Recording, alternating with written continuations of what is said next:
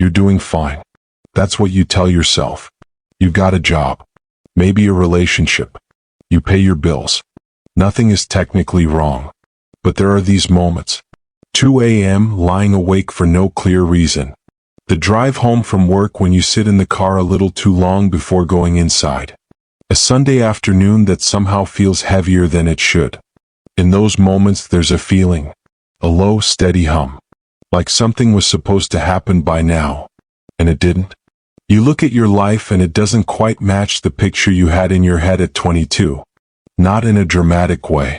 Just in a quiet, unsettling way. Like you're wearing a suit that almost fits. And the longer you wear it, the more you notice the places where it doesn't. The thing is, you can't fully explain this feeling. And that's exactly what makes it so disorienting.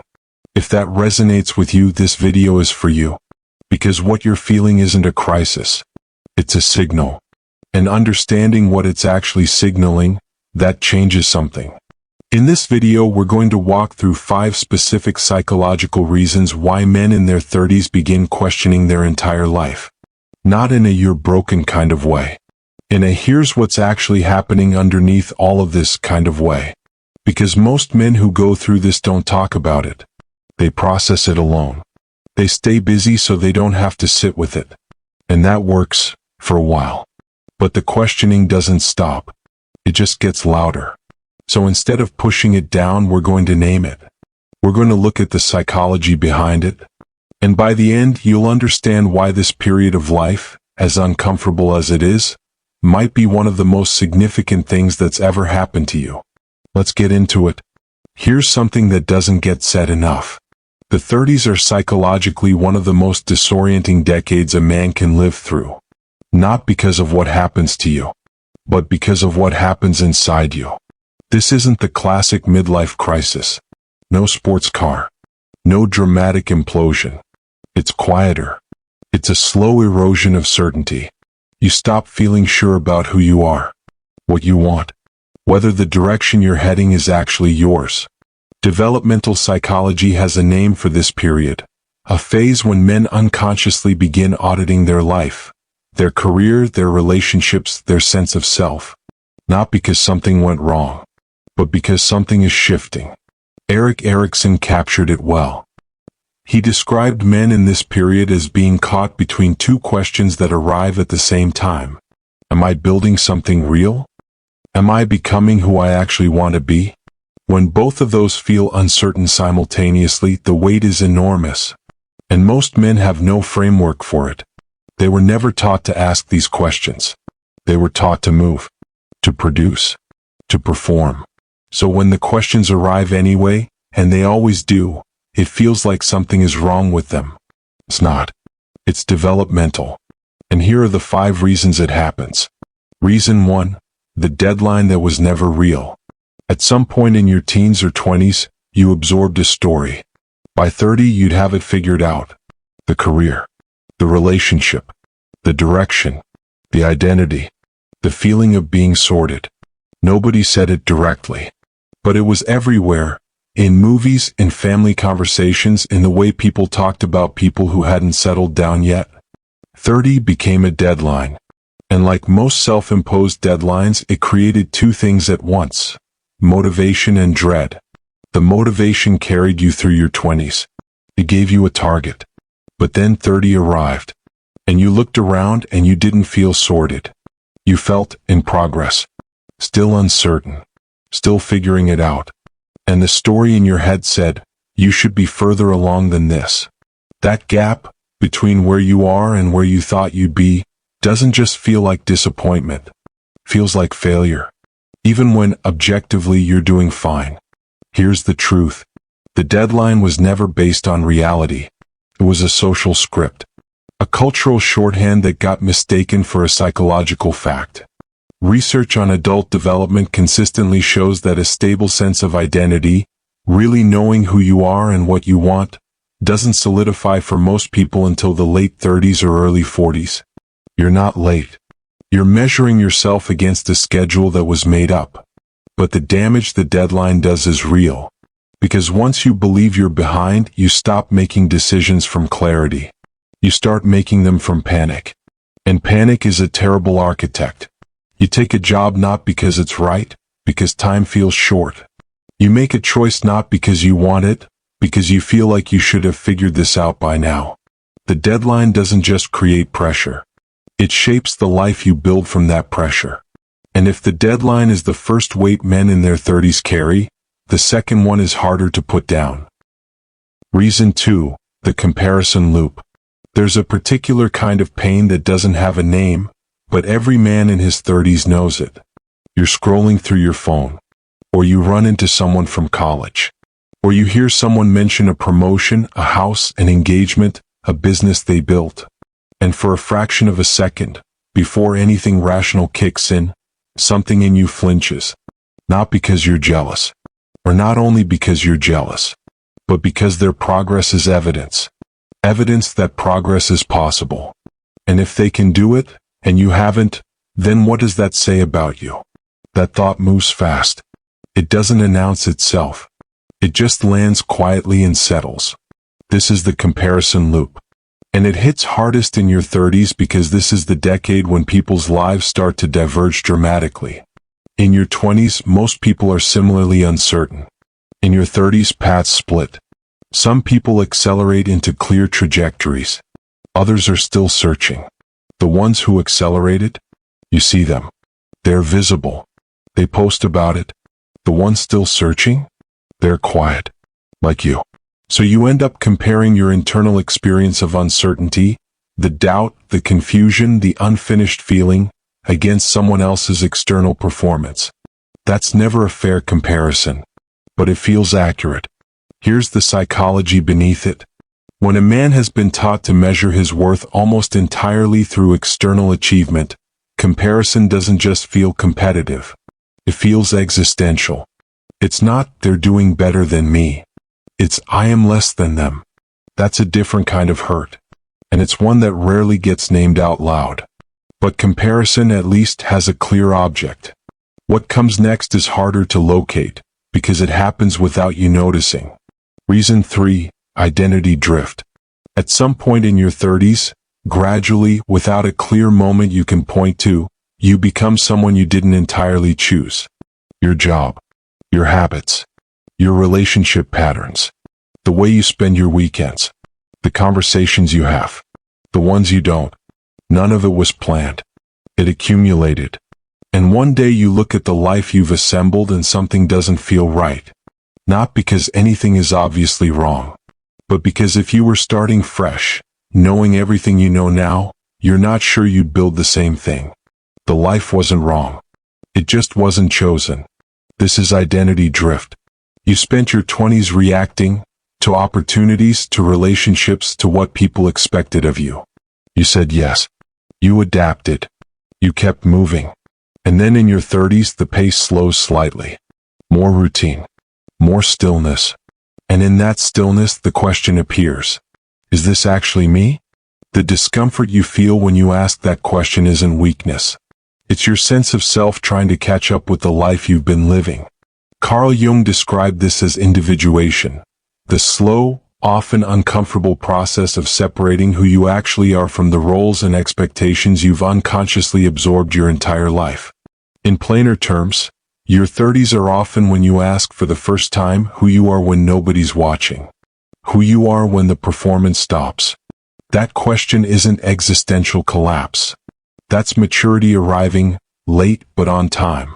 And strangely, identity drift often arrives alongside something else, something quieter and harder to admit. Reason 4, the feeling that something was lost.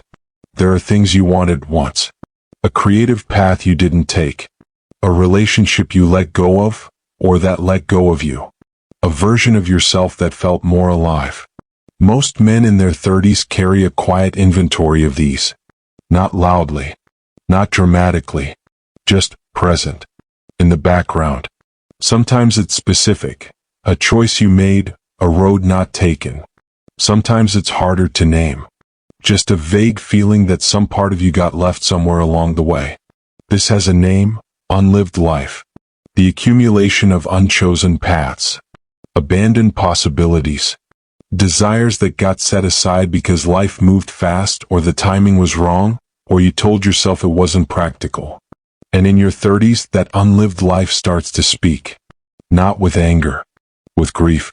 So you try to fix it. New job, new project, new direction.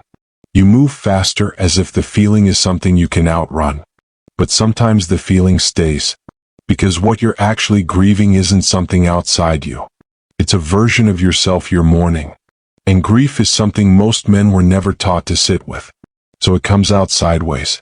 As irritability, as restlessness, as that flat, nameless dissatisfaction that lingers even on days when nothing is wrong. That deserves to be acknowledged. Not endlessly analyzed, just acknowledged. And then there's the fifth reason, which is arguably the least visible and the most pervasive. Reason 5, the purpose vacuum. When men are young, life has a built-in structure. School, career, build stability, prove yourself. The why is obvious, survive, compete, establish. But somewhere in your 30s, many men reach a version of stability, or at least arrive at the point where survival isn't the urgent, daily question anymore. And then something unexpected happens. The clarity disappears. Because the goals that drove you were goals about getting somewhere, not goals about meaning. And once you've gotten there, or close enough, the question shifts. It stops being, how do I build a life? And starts being, what is this life actually for? That question is enormous. And most men were given zero tools to answer it. You've probably felt it in small moments.